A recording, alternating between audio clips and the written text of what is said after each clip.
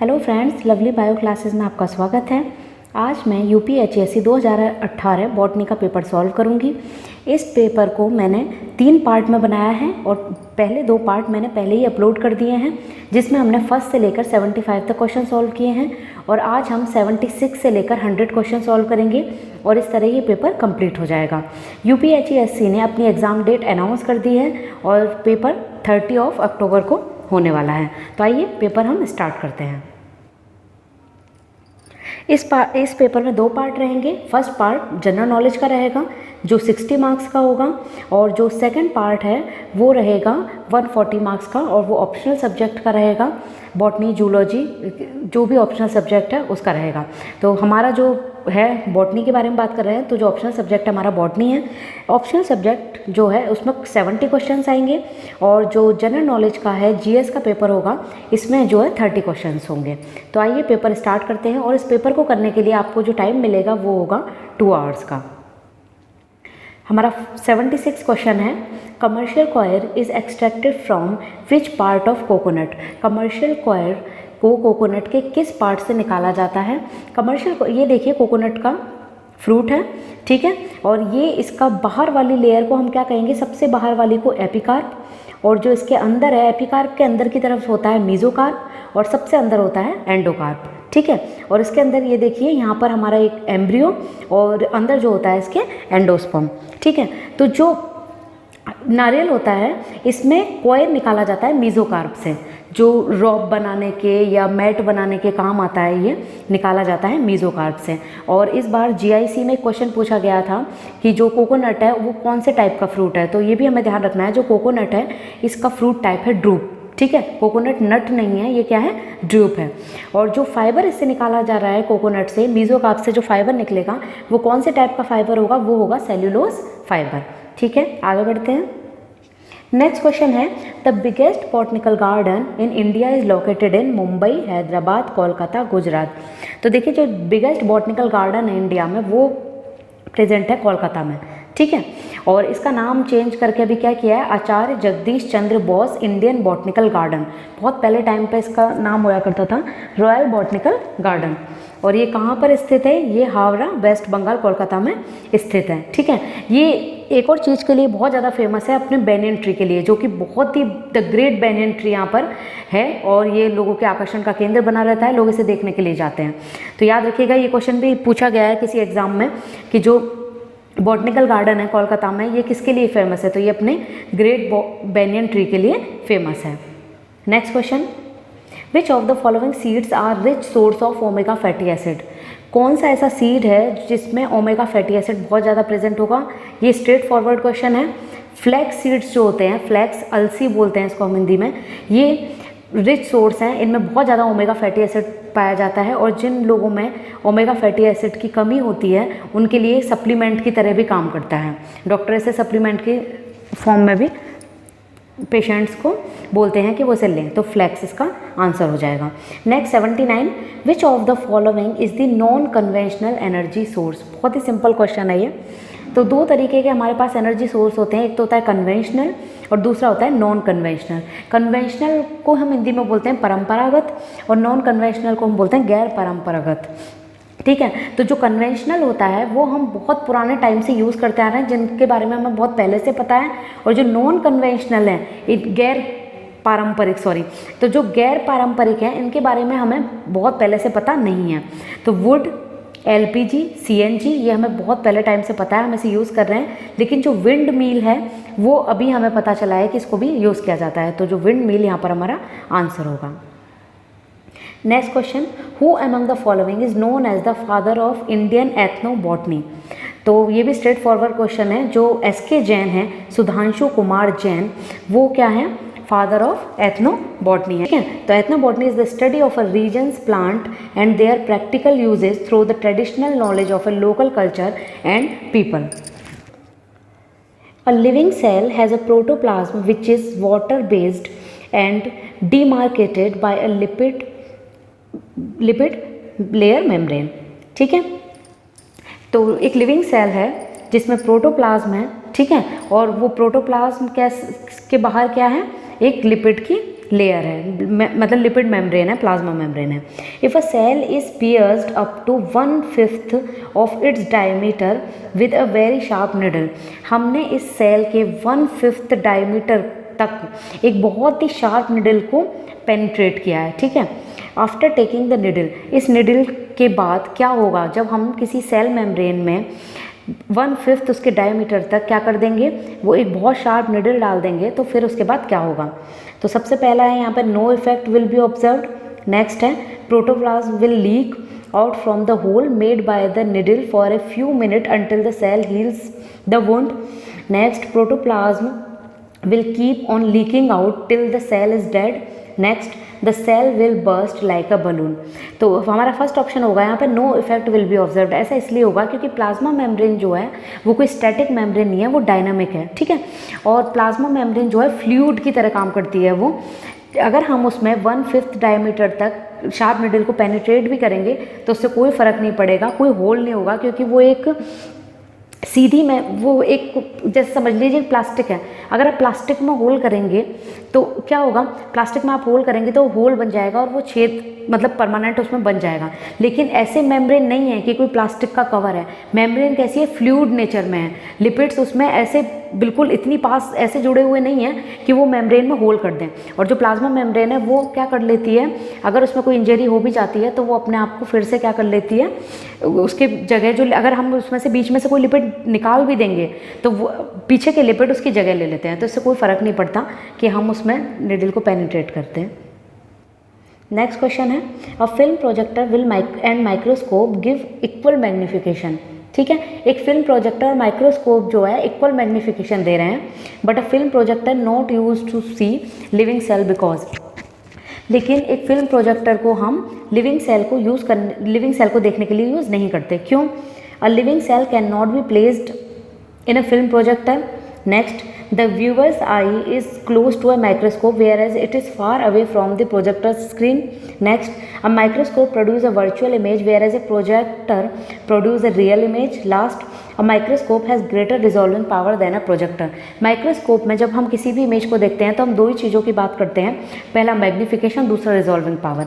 Magnification बता रखा है कि इक्वल है, तो दूसरा हमारा रिलेटेड है रिजॉल्विंग पावर से। जो माइक्रोस्कोप होता है इसका रिजॉल्विंग पावर प्रोजेक्टर से ज़्यादा होता है, इसलिए हम माइक्रोस्कोप का यूज़ करेंगे बजाय कि प्रोजेक्टर के। नेक्स्ट क्वेश्चन है हमारा the genome of a bacterium is composed of a single DNA molecule which is 10⁻⁹ base pair long.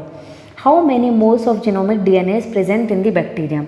ठीक है, तो यहाँ पे बता रखा है the genome of a bacterium is composed of single DNA. ठीक है, किसी बैक्टीरिया का जीनोम है जो कि क्या है, सिंगल डीएनए है। ठीक है, और वो 10⁹ बेस पेयर लॉन्ग है। How many mole of genomic DNA is present in the bacterium. तो हमें क्या बताना है, मोल्स बताने हैं कि जीनोमिक डीएनए में कितने मोल्स हैं प्रेजेंट हैं। ठीक है, तो एवोगैड्रो नंबर वैसे तो इसमें दिया हुआ है लेकिन हमें याद भी होना चाहिए, 6 × 10⁻23। तो देखिए जो ये डीएनए का 10⁹ बेस पेयर्स दे रखे हैं, इससे हमारा इसमें कोई लेना देना नहीं है, सिर्फ कंफ्यूज करने के लिए। हमें पता है 1 मोल इजिकल टू क्या होता है, 6 × 10⁻23। ठीक है, अगर हमें 1 मोल किसी चीज़ का चाहिए तो हमें कितनी चीज़ होनी चाहिए वो हमारे पास, 6 × 10⁻23। जब 6 × 10⁻23 चीज़ होगी तब हम मानेंगे कि 1 मोल है। जैसे 1 डज़न में कितने होते हैं, 12 बनाना होते हैं। ठीक है, तो उसी तरीके से अगर हम 1 डज़न ले रहे हैं तो उसमें कितने बनाना हम एक्सपेक्ट करते हैं कि 12 बनाना होने चाहिए, तब हम उसको 1 डज़न बोलेंगे। ऐसे ही 1 मोल के लिए कितना चाहिए, 6 × 10⁻23। ठीक है, तो हमें क्या निकालना है, मोल्स ऑफ जीनोमिक डीएनए। और जीनोमिक डीएनए यहाँ पे कितना है, सिंगल है, ये देखिए दिया हुआ है सिंगल डीएनए। ठीक है, तो moles of genomic DNA, single DNA के लिए कितना मोल हो जाएंगे, 1/6 × 10⁻23। या इसको इस तरीके से भी लिख सकते हैं, 1/6 × 10⁻, ऊपर अगर तरफ लिखेंगे तो -23। तो हमारा ये जो आंसर है ये हो जाएगा first. Next 84 the mutation in oncogene fall under which of the following classes. तो देखिए ऑन्कोजीन में जो म्यूटेशन होता है उसको किस क्लास के अंदर रखा गया है, उसे हम रखते हैं गेन ऑफ फंक्शन म्यूटेशन के अंदर। जो प्रोटो ऑन्कोजीन होते हैं, अगर ये ये इनका फंक्शन, ये अपने ज़रूरत से ज़्यादा फंक्शन करने लग जाएं तो ये सेल में क्या कर देते हैं, म्यूटेशन कॉज कर देते हैं और प्रोटो ऑन्कोजीन क्या बन जाता है, ऑन्कोजीन। ठीक है, तो ऑन्कोजीन को हम किस कैटेगरी में रखते हैं, गेन ऑफ फंक्शन म्यूटेशन को। अगर इसमें पूछा जाता कि जो ट्यूमर सप्रेसर जीन है उनमें कौन सा म्यूटेशन होता है, तो ट्यूमर सप्रेसर जीन वो जीन होते हैं जो ट्यूमर को सप्रेस करते हैं। अब ट्यूमर को सप्रेस करने वाले जीन में अगर म्यूटेशन हो जाए तो क्या होगा, अगर ट्यूमर को सप्रेस करने वाले जीन में म्यूटेशन हो गया तो म्यूटेशन अगर उसमें हो गया है तो क्या हो जाएगा, कैंसर हो जाएगा, क्योंकि वो ट्यूमर को सप्रेस कर रहा था। अब उसमें म्यूटेशन हो गया तो ट्यूमर को सप्रेस नहीं कर पाएगा, तो वहाँ पर जो होता है वो होता है लॉस ऑफ फंक्शन म्यूटेशन। और जो ऑन्कोजीन है इसमें होता है गेन ऑफ फंक्शन म्यूटेशन। जब ज़रूरत से ज़्यादा काम करने लगता है ये जीन तो इसमें क्या हो जाता है, कैंसर। ठीक है, नेक्स्ट क्वेश्चन है हमारा, gibberellic acid control seed germination by directed break down of the store starch. ठीक, in which one of the following tissue of the barley seed alpha amylase gene is induced in response to GA। ठीक है, तो इसमें पूछा गया है कि gibberellic acid seed germination को कंट्रोल करता है, जो स्टोर स्टार्च है उसको ब्रेक डाउन करके किस टिश्यू, बार्ले सीड में किस टिश्यू से अल्फा एमाइलेज जीन इंड्यूस्ड होता है GA के रिस्पॉन्स में। तो ये देखिए हमारे पास ये स्ट्रक्चर है, एम्ब्रियो से जब जिबर्लिक एसिड बनेगा, जिबर्लिक एसिड कहाँ जाएगा, स्क्यूटेलम से होता हुआ जाएगा एंडोस्पर्म में, एंडोस्पर्म से ये जाएगा एल्यूरोन लेयर में, और एल्यूरोन लेयर जो होती है यहाँ पर से हमारा एंजाइम आएगा, कौन सा एंजाइम, अल्फा एमाइलेज। और ये अल्फा एमाइलेज एंजाइम क्या है, हाइड्रोलिटिक एंजाइम है, और अल्फा एमाइलेज क्या करेगा, स्टार्च का ब्रेक डाउन करेगा। तो इसका आंसर होगा हमारा एल्यूरोन लेयर। यहाँ पर मैंने थ्योरी भी दी हुई है, आप चाहें तो इसको पढ़ सकते हैं। तो आंसर है हमारा एल्यूरोन लेयर। ठीक है, नेक्स्ट क्वेश्चन है, इन a heterozygous individual for a given gene, if a crossing over has occurred between the gene locus and the centromere of the chromosome, the requisition of the two allele of the given gene will occur during meiosis at। एक heterozygous individual है, ये देखिए capital A small a, ये हमारा ये duplication के बाद का स्ट्रक्चर बना रखा है। ठीक है, ठीक, इसमें क्रॉसिंग ओवर हुई है किसके बीच में, जीन लोकस और सेंट्रोमियर। ये देखिए कैपिटल ए और स्मॉल ए के बीच में क्या हुई है, यहाँ पे क्रॉसिंग ओवर। तो ये जो कैपिटल ए है ये इधर आ गया है और स्मॉल ए इधर चला गया है। तो ये देखिए स्ट्रक्चर। ठीक, the requisition of the two allele, तो ये बताया गया है कि दो एलिल कब अलग होंगे। तो जो मियोसिस फर्स्ट होती है, एनाफेज फर्स्ट होती है, इसमें क्या होता है, होमोलोगस क्रोमोसोम सेपरेट होते हैं। होमोलोगस क्रोमोसोम सेपरेट कब होते हैं, एनाफेज फर्स्ट में। और जो सिस्टर क्रोमेटिड सेपरेट होते हैं, एलिल का सेपरेशन होता है, ये कब होगा, एनाफेज 2 में। तो यहाँ पर हमारा आंसर आ जाएगा anaphase 2। Next question, which one of the following gymnosperm phyla produce motile sperm, bears ovulate and microsporangiate cones on separate plant and has fleshy coated seed। तो कौन सा ऐसा जिम्नोस्पर्म है जो मोटाइल स्पर्म प्रोड्यूस करता है। ठीक है, तो मोटाइल स्पर्म प्रोड्यूस जो करते हैं वो हमारे होते हैं, एक तो साइकस और दूसरा जिंको। तो यहाँ पे दोनों ही ऑप्शन करेक्ट है, साइकेडोफाइटा और जिंकोफाइटा। तो both B and C is correct. 88 question हमारा, which one of the following technique will you use to identify more than 1000 differentially expressed gene in normal and tumor tissue in one single experiment। ठीक है, तो हम क्या कर सकते, कौन सी technique use करेंगे जब नॉर्मल और ट्यूमर टिश्यू में हमें 1000 डिफरेंशियली एक्सप्रेस जीन को देखना हो। ठीक है, तो हम यहाँ क्या करेंगे, जो जीन है इसका हम क्या करेंगे, देखेंगे कि इसका ट्रांसक्रिप्शन हो जाए, और जो आरएनए है उससे क्या बने, प्रोटीन बने। और जब प्रोटीन बन जाएगा तो हम इजीली उसको क्या कर सकेंगे, डिटेक्ट कर सकेंगे। तो ये एनालिसिस होती है कौन सी टेक्निक में, ये होती है ट्रांसक्रिप्टोम एनालिसिस में। क्या होता है, देखो transcriptome analysis, study of complete set of RNA transcript that are produced in specific cell under specific circumstances. ठीक है, तो हम इसमें किसकी स्टडी करते हैं, आरएनए की। ठीक है, तो हमने क्या किया, यहाँ पे टोटल आरएनए ले लिए, आरएनए और एमआरएनए का हमने क्या कर लिया, यहाँ पे एमआरएनए का प्योरिफिकेशन कर लिया, एमआरएनए के फ्रेगमेंट बनाए, और इससे एमआरएनए से क्या बनाया हमने, cDNA बनाया। अब cDNA को हमने क्या किया, एडेप्टर से लाइगेट कर दिया। एडेप्टर से लाइगेट करके इसका हमने क्या किया, एम्प्लीफिकेशन किया। एम्प्लीफाई करना मतलब इनको नंबर में बढ़ाना।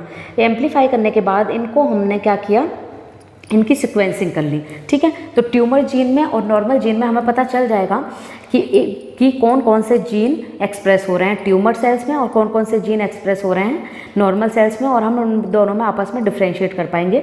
हमारा आंसर है ट्रांसक्रिप्टोम एनालिसिस, ठीक है। ट्रांसक्रिप्टोम से आप याद कर सकते हैं ट्रांसक्रिप्शन, mRNA की एनालिसिस कर सकते हैं। Next, for identification of 3 protein moving together upon loading in a single lane of a SDS page gel, the best method is। तो हमें यहाँ पे प्रोटीन को जो आइडेंटिफाई करना है, ठीक है, SDS पेज के थ्रू, तो हमारी कौन सी सबसे अच्छी मेथड है। तो देखिए प्रोटीन के लिए जो हम यूज़ करते हैं वो करते हैं वेस्टर्न ब्लॉट, ठीक है, और सदर्न ब्लॉट हम यूज़ करते हैं DNA के लिए, और नदर्न ब्लॉट यूज़ करते हैं हमें RNA के लिए। तो हमारा आंसर हो जाएगा यहाँ पर C। Next question, Neomycin phosphortransferase gene frequently used as a selection marker during plant transformation inactivate which one of the following antibiotic। Straight forward question है, इसका आंसर होगा कैनामाइसिन। जो नियोमाइसिन फॉस्फोट्रांसफरेज जीन है, इसको हम किसके लिए यूज़, ये उसको एंटीबायोटिक को इनएक्टिवेट करने के लिए यूज़ किया जाता है, कैनामाइसिन को। Next question, which of the following technique would be most suitable for the identification of the genome rearrangement including translocation, deletion, duplication etcetera. तो मल्टी कलर फिश यहाँ पर यूज़ होगी, जिससे हमें पता चल जाएगा ट्रांसलोकेशन, डिलीशन और डुप्लीकेशन के बारे में। Next, which one of the following statement about leafy regulatory gene in arabidopsis thaliana is correct. तो हमारा फर्स्ट ऑप्शन है leafy is involve in floral meristem identity gene, ये पहला ही ऑप्शन हमारा सही है। देखिए हमें याद रखना है, जब फ्लावर का डेवलपमेंट होता है तो यहाँ पर 2 जीन काम करते हैं, 2 तरीके के, क्योंकि देखिए फ्लावर जो होता है वो शूट से ही बनता है। फ्लावर क्या है, एक मॉडिफाइड शूट है, ठीक है, तो शूट से ही बनता है। तो 2 तरीके के जीन यहाँ पर काम करते हैं, एक तो फ्लोरल मेरिस्टेम आइडेंटिटी जीन, दूसरा होता है फ्लोरल ऑर्गन आइडेंटिटी जीन। जो फ्लोरल मेरिस्टेम आइडेंटिटी जीन होते हैं, ये क्या करते हैं, शूट को फ्लावर में कन्वर्ट करते हैं, और जो फ्लोरल ऑर्गन आइडेंटिटी जीन होते हैं, ये क्या करते हैं, फ्लोरल को आइडेंटिटी प्रोवाइड करते हैं, मतलब सेपल, पेटल, एंडोशियम, गाइनोशियम, इनको बनाने में हेल्प करेंगे। तो जो फ्लोरल मेरिस्टेम आइडेंटिटी जीन है, ये हमारे हैं लीफी, एपिटाला 1 और कॉलीफ्लावर, ठीक है। और जो हमारे फ्लोरल ऑर्गन आइडेंटिटी जीन है, नाम से पता चल रहा है, देखो floral meristem identity gene, meristem मतलब शूट को फ्लावर में कन्वर्ट कर रहे हैं, ठीक है, और फ्लोरल ऑर्गन मतलब क्या, सेपल, पेटल, गाइनोशियम, एंडोशियम बना रहे हैं। तो ऑर्गन वाले हमारे पास कौन से हैं, एपिटाला 1, एपिटाला 2, एपिटाला 3, पिस्टिलाटा और एगेमस।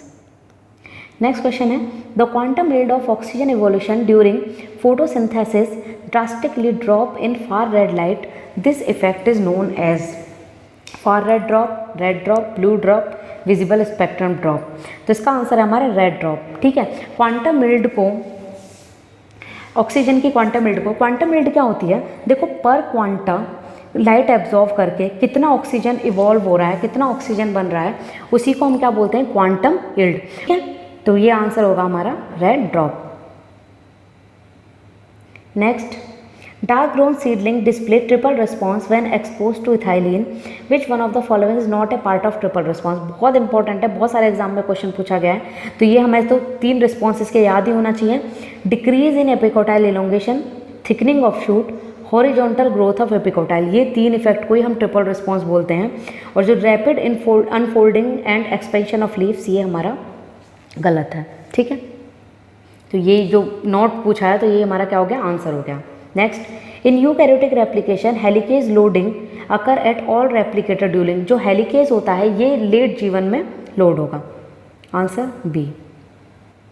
नेक्स्ट क्वेश्चन है, in salt tolerant plant the excess salt is transported to vacuole bye.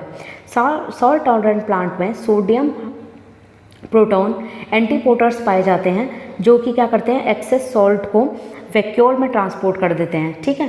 तो ये क्या करेंगे, सोडियम को वैक्यूल के अंदर ट्रांसपोर्ट कर देंगे और जो प्रोटॉन है इसको बाहर निकालेंगे। तो हमारा आंसर है C. Next, cell division process is very slow in. तो सेल डिवीजन का प्रोसेस कहाँ स्लो होगा, शूट एपेक्स में, फ्लोरल बड में, लीफ में, यहाँ पर तो स्लो नहीं होगा, क्विसेंट सेंटर ऑफ रूट में सबसे स्लो होगा हमारा सेल डिवीज़न, क्योंकि रेस्टिंग स्टेज में चली जाती हैं, ठीक है। Next 98, DNA replication initiated in bacteria in membranous structure having infolding are called as. जो बैक्टीरिया होता है इसकी प्लाज्मा मेम्ब्रेन फोल्डिंग स्ट्रक्चर बना लेती है और इस फोल्डिंग स्ट्रक्चर को हम बोलते हैं मीजोसोम्स। ये फोल्डिंग स्ट्रक्चर रेस्पिरेशन में हेल्प करते हैं। तो हमारा आंसर हो गया सी, मीजोसोम्स। MYC जीनिज्म, ठीक है, MYC जीन एक असेंशियल जीन है, ये ऑनको जीन नहीं है, सॉरी ये गलती से लग गया है, ठीक है। MYC जीन एक असेंशियल जीन है, ठीक है, लेकिन अगर इसमें म्यूटेशन हो जाता है तब ये ऑनको जीन बन जाता है। तो ये क्या है, एक असेंशियल जीन, तो बी इसका करेक्ट आंसर है। Next 100 question, nick translation is done by kinase, DNA ligase, DNA polymerase second और DNA पॉलीमरेज फर्स्ट। इसका सही आंसर है C, DNA polymerase first. Nick translation करने के लिए यूज़ किया जाता है DNA पॉलीमरेज फर्स्ट, ठीक है। तो थैंक यू गाइस, अगर आपको मेरा वीडियो पसंद आता है तो चैनल को लाइक, शेयर और सब्सक्राइब करें, और भी मैं UPHESC से रिलेटेड वीडियोस इस चैनल पर अपलोड करूँगी। Thank you.